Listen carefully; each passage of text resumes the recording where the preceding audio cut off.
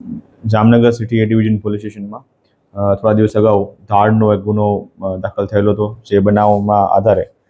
Jamnagar city એ division police સ્ટેશનના જે surveillance staff છે, ડી સ્ટાફ છે, તેમના દ્વારા આ બાબતના બનાવ અંગે ટેકનિકલ સર્વેલન્સ અને ઇન્ટેલિજન્સની મદદથી અલગ અલગ ટીમો બનાવી અને શોધખોળ કરવામાં આવેલી હતી. જેમાં પીસી યોગેન્દ્રસિંહ નિરૂભા સોડા અને વિજયભાઈ બળદેવભાઈ કનાણી જેઓ સર્વેલન્સ સ્ટાફમાં છે, તેમના દ્વારા એક બાતમી મળી હતી કે જે આ બનાવમાં જે વપરાયેલ ઓટો રિક્ષા છે GJ10TZ1803, આ રિક્ષા જે છે એ લાલપુર બાયપાસ ચોકડી તરફથી જામનગર તરફ અંદર આવી રહી હોય અને ખંભાળિયા બાયપાસ થઈને આવતી હોય, આ પ્રકારની બાતમી મળતા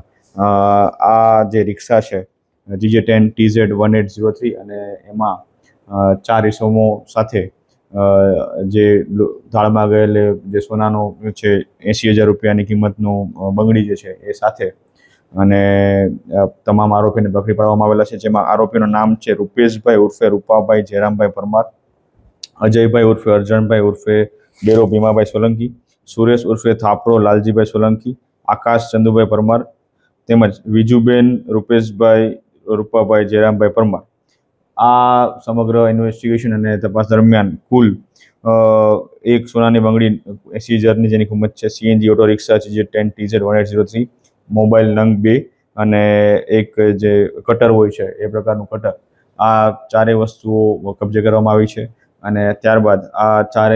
પાંચેય આરોપીઓને પોલીસના રિમાન્ડ મેળવી અને આગળની તપાસ હાલ ચાલુ છે. આ લોકો જે છે એ પેસેન્જર રિક્ષામાં